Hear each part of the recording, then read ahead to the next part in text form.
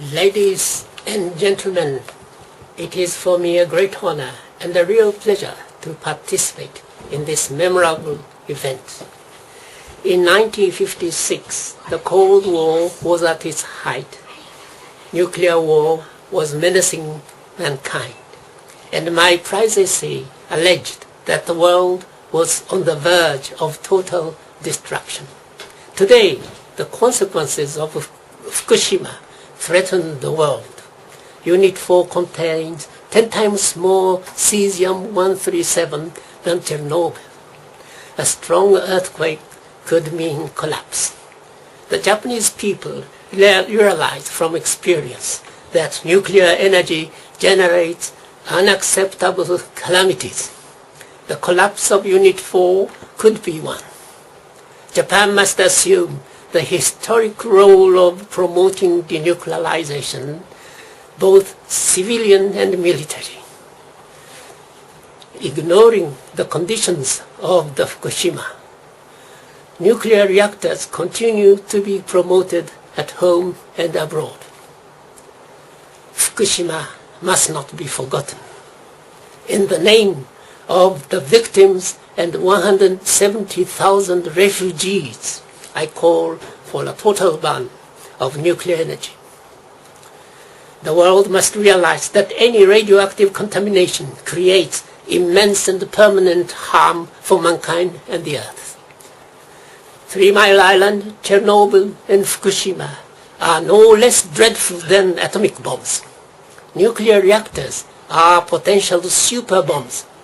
No single weapon can compete with the potential damage that can be caused by Fukushima Unit 4 or reprocessing plants. The Fukushima accident could have been more catastrophic for Japan and the world. The still present danger of a collapse of Unit 4 after an intensity 7 earthquake must be broadcast the world over. Sound judgment would not have permitted construction of 54 nuclear reactors in a Japan menaced by frequent earthquakes and tsunamis. Only the lack of ethics and responsibility made it possible. Money and the corruption of power plant management sow the seeds of catastrophe. This is not limited to Japan. The same technology that produces nuclear energy produces nuclear weapons. The proliferation of nuclear power plants leads to the proliferation of nuclear weapons, as we are seeing today in North Korea and Iran.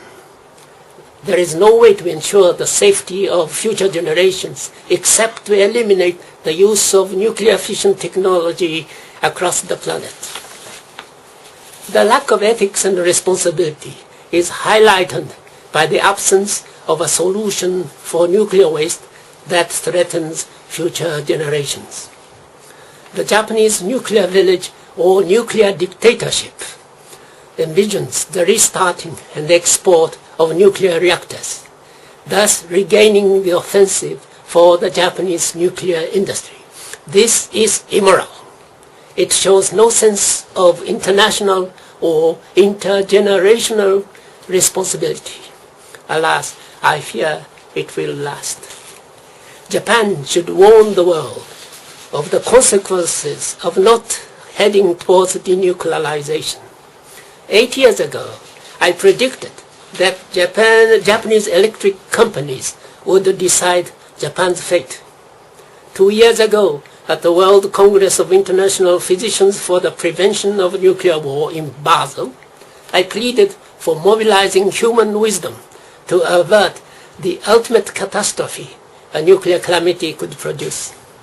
Sadly, these warnings did not deter my fears. Considering the worldwide consequences of a nuclear accident, countries not possessing nuclear reactors should urge denuclearization, be it military or civilian. Countries already opting for nuclear energy should do so as well. Originally, Japan had a maternal culture characterized by harmony and solidarity. After the Meiji Restoration was introduced to Japan, a paternal culture characterized by competition and confrontation in military form. History shows that paternal cultures end in catastrophe. Fukushima is the result of the supremacy of economy, another form of paternal culture introduced after World War II. The maternal culture of harmony is the remedy for the paternal culture of power. Nuclear accidents cause limitless consequences unacceptable to human society. Fukushima is a reminder that the possibilities of such a disaster should be completely zero. The great principle of a world without nuclear weapons and reactors should not be forgotten. The transition to maternal civilization is a prerequisite for this vision. Today, mankind faces a crisis of civilization. The true cause is lack of ethics. Fundamental ethics would prohibit the abuse and exhaustion of natural resources, leaving permanently poisonous waste and enormous debts in its wake. Global ethics requires maternal culture, respecting the environment and interests of future generations. Three transitions are necessary. Turn selfishness to solidarity, greed to contentment, and materialism to spiritualism. Natural and renewable energies could amply supply the needs of such a civilization, with a transitional period supplemented by fossil fuels. We must prepare to make the short-term sacrifices in our lifestyles for the long-term safety of mankind and the earth without nuclear energy. The proposal to hold a United Nations Ethics Summit draws more global attention. The trinity of global ethics, maternal civilization, and true denuclearization should become a reality. President Obama's vision of the world without nuclear weapons needs to become the world without nuclear weapons and nuclear reactors.